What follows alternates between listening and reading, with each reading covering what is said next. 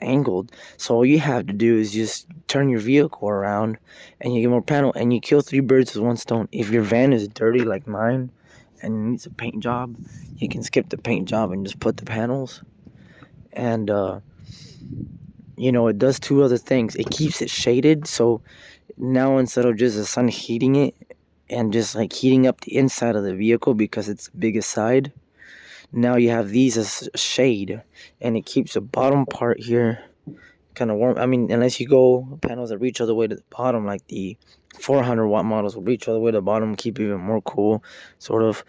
But anyway, the keeps it cool, keeps the paint hidden, And the best part about it, it's extra solar panels, so that's about 1,000 watts.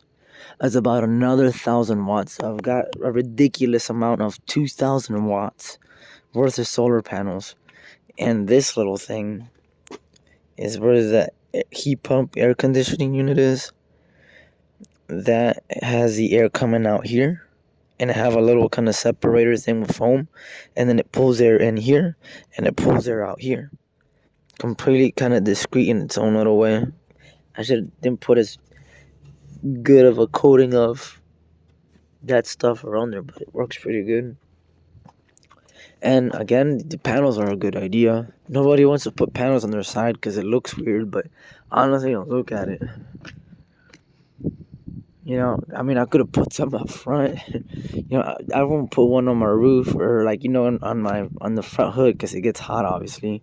And putting panels on the rear would be not a smart idea because you need the windows at least. When you need some light. When you want to open it, makes it harder to open and close. So I'll put 3 on the roof, put 3 on the side, and wherever the sun is, I just flip it around and the sun hits this side and it keeps it cool. And the sun panels on the top also keeps it cool. So it works really good. And if I want heat, for instance, it's warm up here in the cabin, I could just put a little fan there and it pulls all the warm air from the cabin down to the back area when the sun's in that position. So I mean, it still works out really good. And yeah.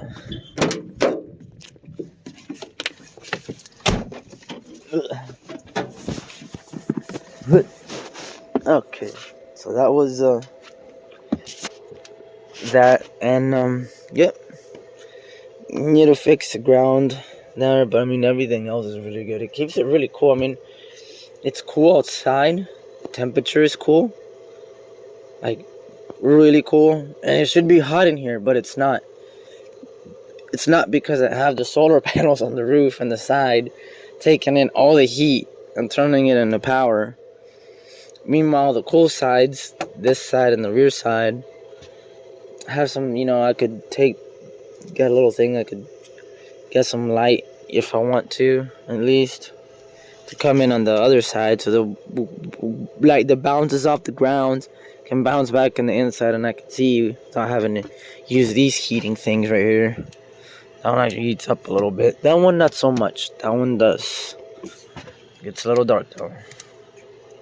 And yeah, it works out really good. Hopefully, maybe you get some ideas to build your own vehicle.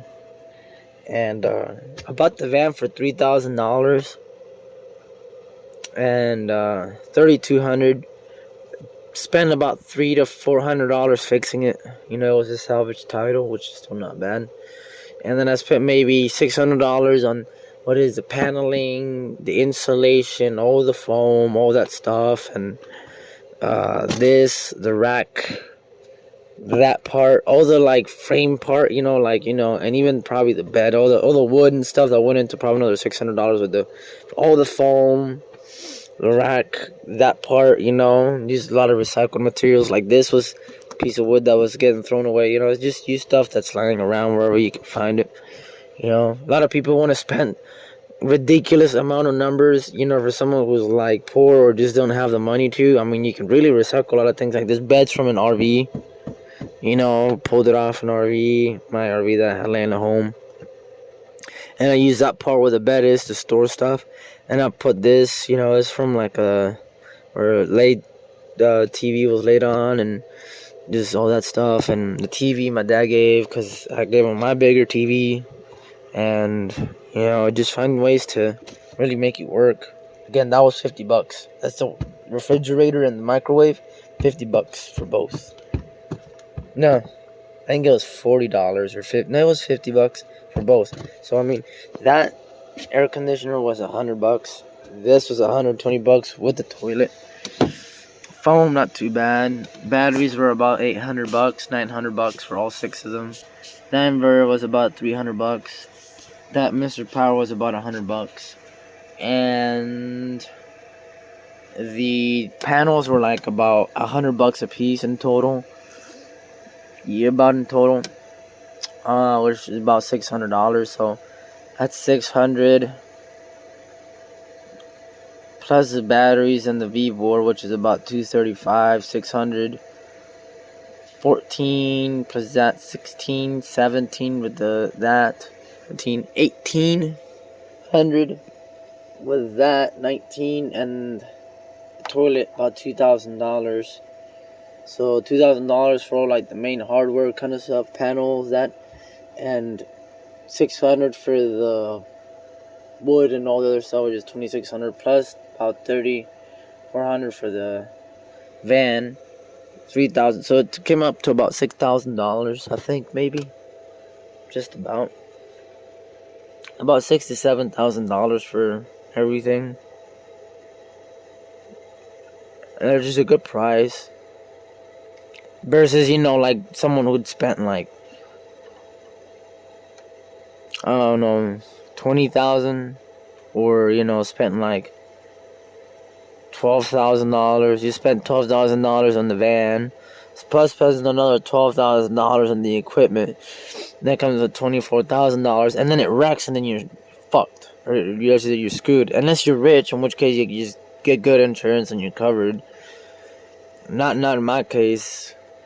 I guess if that were to happen, but at least I'm not crashing anytime soon. God keeps me safe, and that's running pretty good. Lots of multi-use. Yep.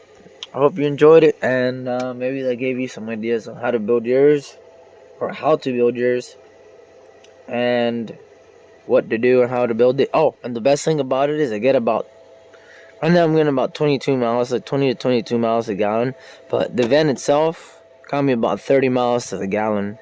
Diesel, but still, nonetheless, still good. And I'm thinking about putting a little bit of some there to help me get better gas mileage. But so far, so good. Thank you.